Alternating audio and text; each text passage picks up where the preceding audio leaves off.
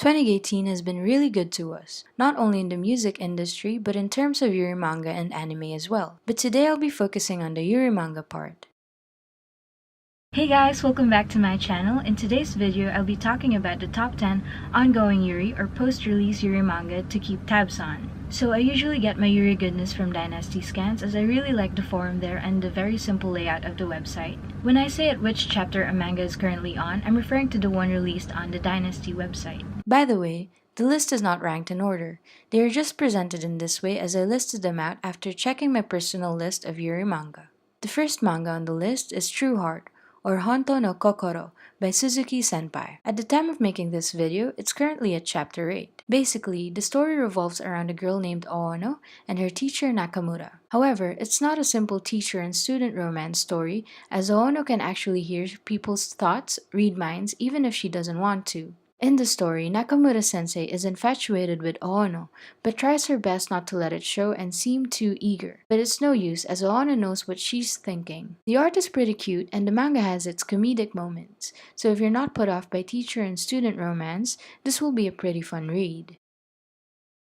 Next on the list is one that I personally look forward to the most, called A Love Letter from the Marching Puppy by Tamasaki Tama, which only has one but promising chapter out in Dynasty at the moment. The story is about a girl called Indo who wants to enter a military academy for girls because she believes that the academy is her key to getting a stable life. In the first chapter of the story, she appears to be in a shabby state and is quite naive. She meets two students from the academy who seem to be amused at her state but aren't really demeaning, and actually helps her to clean up to look presentable to enter the academy. However, one of them, Kagami, seems to be either affectionate or somewhat passive-aggressive whenever Indo encounters her for reasons unknown, and this makes Indo unsure of how she feels about Kagami. I believe that the manga will follow the relationship between Indo and Kagami, and I'm certainly looking forward to it. The art style, I would say, is a classic modern manga style, with sharp and defined lines with cute eyes and anime fringes to match. It's lovely.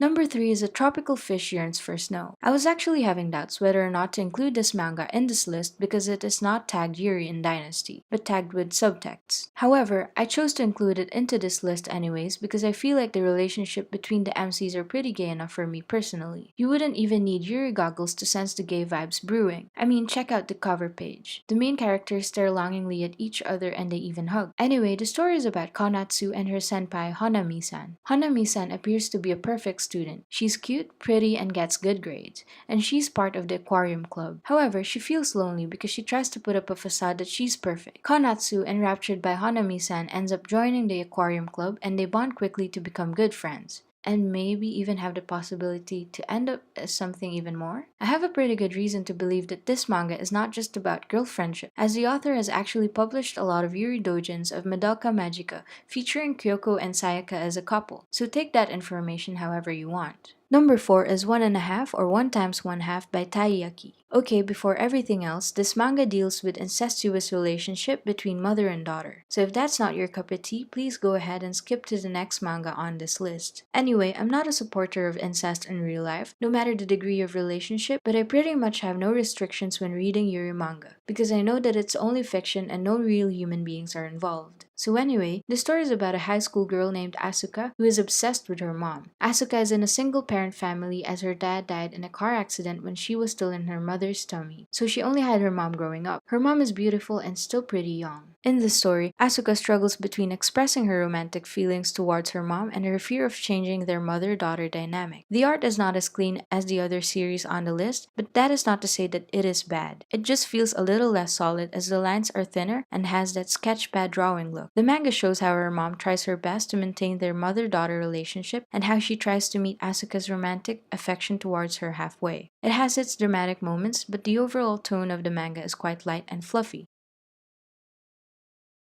Next manga on the list has relatively heavier drama than the rest of the series in this list. This Love That Won't Reach, or also known more popularly as My Unrequited Love by author TMNR, is, as you can guess by the title, about a girl's unrequited love. Uta-chan is in love with her brother's wife Kaoru, who has been a close neighbor ever since their childhood. The manga delves into how Uta-chan tries to repress her feelings by avoiding her object of affection, Kaoru, by trying to limit her proximity with her, which proves to be a difficult task as Kaoru is a very touchy mushy person and likes to hold Uta's hand or hug her, as she sees her as an adorable younger sister. The one thing that I kind of find dissatisfying about the story though is that the development between the characters' relationships are a little slow for me, personally, especially between the main couple we're trying to root for, Uta-chan and Kaoru. Sometimes it feels like I forget I'm reading a Yuri manga and just reading a regular manga with drama in it, though there has been improvements in the story's development in the more recent chapters. However, if you're looking for something that will satisfy your Yuri cravings at the very moment, you should probably find something else to read first and come back to it when you've got your Yuri dose so you wouldn't expect too much. Nonetheless, I still like this manga and hence it's on this list. Number 6 is HANA NI ARASHI or Storm on the Flower by Kovachi Luka, which is a heartwarming fluffy Yuri about Nanoha and Chidori, two high school girls. I'm usually not too excited about Yuri stories set in high school between high school girls after being exposed to adult life Yuri in both manga and manhwa, but what stands out in Nanoha and Chidori's story is how they portray relationship between girls and adolescents quite realistically. I mean, there is no fan service present in the manga just to make it more Yuri. At first, I felt that the manga felt like subtext. Like, yeah, they're dating, but they're probably just best friends with no boyfriend, so they're just playing around until a boy comes. But it's not. They actually really like each other. However, their friends seemingly do not know that they are dating and they try their best to hide the relationship because they're still unsure how their friends would react when they find out.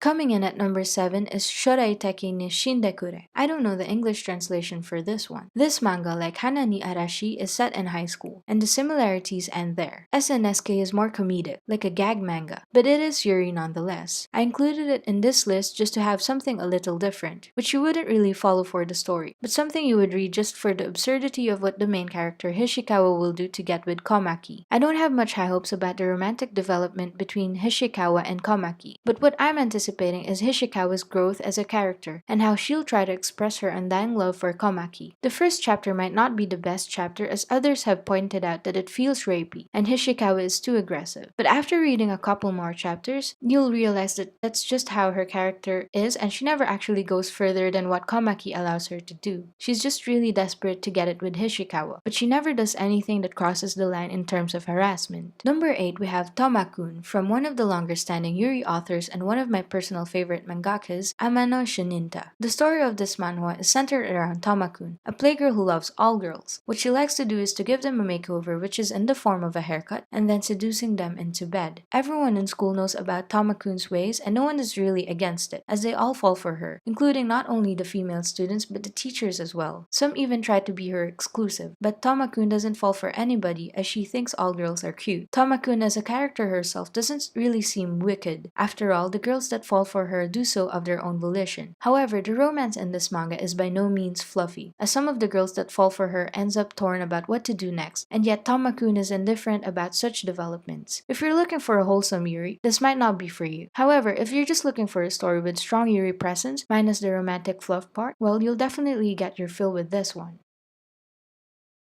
At number 9 is the manga Bright and Cheery Amnesia, or also known as Cheerful Amnesia, which, as you can tell from the title of our manga, has one of our MCs having amnesia as a central part to the story. The manga is by Tamamushi, also one of my favorite Yuri mangakas. So the story follows longtime girlfriends Marie and Arisa. However, due to reasons unknown, which is revealed in the later chapters of the manga, Arisa contracts amnesia, which causes her to lose memory of ever dating Marie, but not her intense attraction for her girlfriend. The manga is a perfect mix of fluff, adult life, and comedy. I would even go so far as saying that it's the perfect formula for a good Yuri story. As a result of her memory loss, Arisa feels every interaction with Marie as a new experience, which makes Marie feel conscious about her actions a little bit as well. The manga follows their everyday life as a couple and Arisa rediscovering her love for Marie. Lastly, we have a not-so-shoujo love story by KURE. While technically not classified as a manga, as it is hosted in a webtoon site, the art style is definitely one you would see in Japanese manga. It's funny and lighthearted, and the character designs are really appealing. The story is about a girl named Rei who wants to experience a manga-like love story with the prince of the school. That is to say, the most handsome and popular guy in school that all the girls are into. However, the popular girl in school falls in love with her instead. Rei is troubled by this development as she doesn't know what to do, and tries her best to avoid Hana, but to no avail as Hana is madly in love with her. So that's it for the video, guys. I hope you liked this video, and please let me know your thoughts on the comments section, and I really appreciate them. And if you like this video, please make sure to like, comment, and subscribe.